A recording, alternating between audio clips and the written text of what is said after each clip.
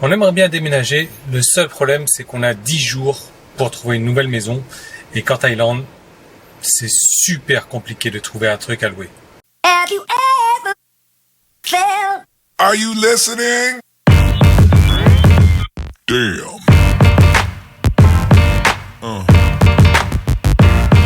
Yeah. Yeah.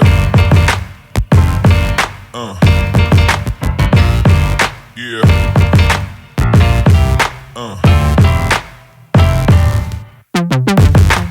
On n'est pas sorti de l'auberge, on est coincé dans les embouteillages. On va à un endroit en fait qui est situé à 50 km de la maison, 1h30. Bon, en tout cas, en Thaïlande, le truc pour trouver une nouvelle maison, un nouvel appartement, enfin nous on cherche plutôt maison, l'internet est complètement pourri, c'est-à-dire que sur les sites d'annonces, on va retrouver des annonces qui datent de 4 ans, qui n'ont pas été mises à jour, et les nouvelles maisons, enfin les trucs à louer, ne sont pas du tout sur internet, ne sont pas du tout sur les sites. Alors il y a une technique pour faire ça. Ce qu'il faut faire, c'est rentrer dans chaque lotissement et aller dans toutes les petites ruelles du lotissement en espérant trouver une petite pancarte à louer sur chaque maison. Alors je vous explique pas la galère que c'est.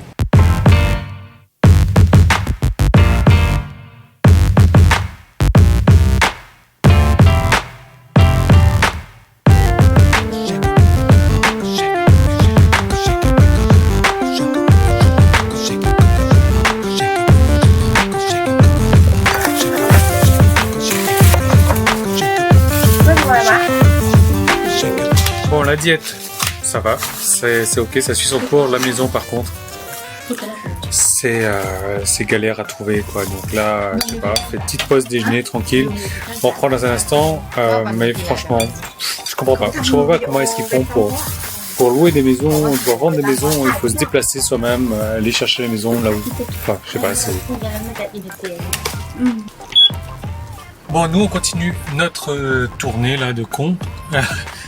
Je sais pas ce que j'ai avec les lunettes de soleil, mais en ce moment, toutes les lunettes sont en train de se casser la figure méchamment.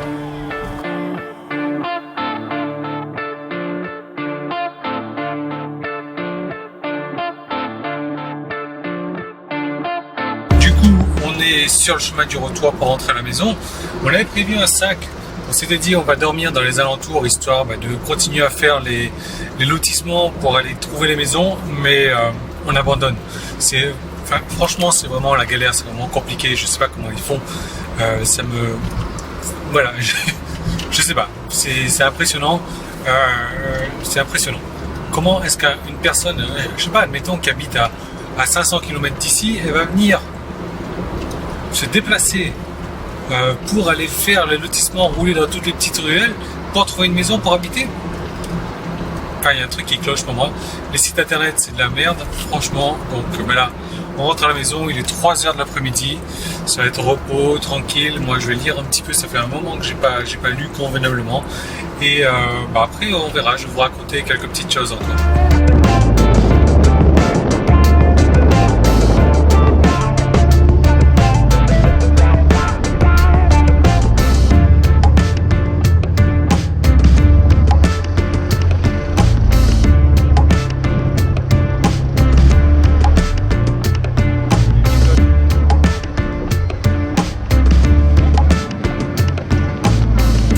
Finalement, on est parti à un endroit qui était fermé, alors que c'est toujours ouvert. Je crois que la journée n'était pas terrible non plus aujourd'hui. Du coup, on est parti au marché à côté de la maison. Ça faisait plus de 2 mois qu'on n'était pas parti dans ce marché-là. On a pu acheter quelque chose là. Oh super, on a une autre poisson.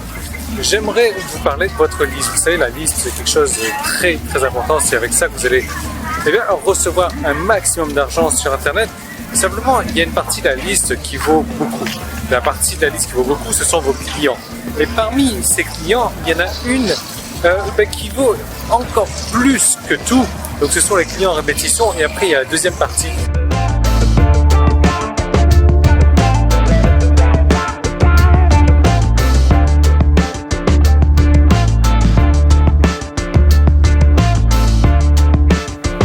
Dans cette liste de clients, il y a ceux qui ont acheté une fois et donc qui n'ont plus acheté après. Donc ça, à la rigueur, on s'en fiche un petit peu. Ça veut dire qu'ils ont acheté, ils ont testé, ça leur a pas plu.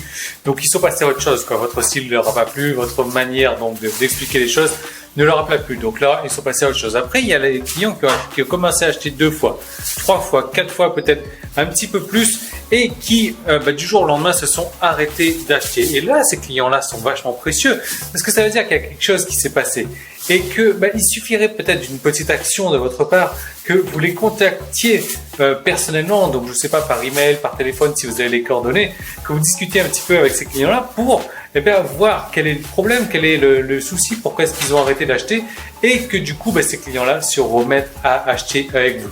Alors vous voyez, c'est un truc tout simple, c'est un truc tout con, il faut y penser. Le truc c'est que voilà, c'est vraiment ça qu'il faut faire, quoi.